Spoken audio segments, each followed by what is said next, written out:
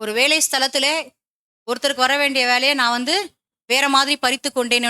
ஒருத்தருடைய ரெக்கமெண்டேஷன் நான் போனாலே அது என்ன ஆயிருது? யாருக்கோ வர வேண்டியதை நான் என்ன பண்றேங்க? பறித்துக் கொள்கிறேன். எத்தனை கவர்மெண்ட் ஜாப் இல்லாட்டி ஒரு சில பெரிய கம்பெனிகள் இல்ல ஒரு பெரிய சில காலேஜ்ஸ்லாம் கூட எடுத்துக்கிட்டீங்கன்னா மேனேஜ்மெண்ட் சீட்லாம் கூட வச்சிருக்காங்கல்ல. அப்போ ஒருவருக்கு கிடைக்கக்கூடிய வாய்ப்பை ஏதோ ஒரு இடத்துல நம்ம தட்டி பறி நமக்கு தெரியாது அவங்க யாருன்னு கூட நம்ம பார்த்துருக்க மாட்டோம். ஆனா அவர்கள் எங்கோ வடிக்கிற கண்ணீர் உங்களுக்கும் எனக்கும் என்ன பண்ணோம்?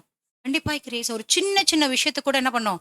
பயபக்தி பயபக்தியோட தேவனுக்கு மாத்திரம் பயந்து செய்யணும். நான் தனியா தானே இருக்கேன். கீழே ஒரு 10 ரூபா இருக்கு. எடுத்தா யாருக்கு தெரிய போதா? அந்த 10 ரூபாய எடுத்துட்டு போய் அதான் நல்லா செஞ்சுக்கிறேன் அப்படின்னா கூட அது என்ன ஆயிராது? டேலி ஆயிருமா? ஒரு சில பேர் நம்ம எடுத்தா என்ன உண்டியில போட்டுருவாங்க. யாருன்னு தெரியலப்பா நான் உண்டியில போட்டு போயிடுறேன் இல்ல. எல்லா இடத்துலயும் ஆண்டவர் என்ன பண்றாரு? உங்களையும் என்னையும் பார்க்கிறவரா இருக்கிறார். நல்ல ஞாபகம் வச்சுக்கோங்க. மனிதனுக்கு என்ன வேணாலும் மறைக்கப்பட்டு இருக்கலாம். ஆண்டவருக்கு அது எல்லாமே வெளியரங்கமாக்கப்பட்டதுதான். நம்ம அந்த ரங்கத்துல செய்யற பாவங்கள் கூட என்ன பண்ணாது? மனுஷங்களுக்கு தான் மறைக்கப்படும். அவருக்கு மறைக்கப்படவே இல்ல. ஆனா என்னைக்காவது ஒரு நாளைக்கு உங்ககிட்ட வந்து அன்னைக்கு இப்படிலாம் பண்ணியே நீங்க தூங்கிட்டு இருக்கும்போது உங்களை தூங்க விடாம கழுத்தை பிடிச்சி நெரிச்சு எந்திரி இப்படிலாம் பண்ணியேன்னு கேட்டிருக்காரா?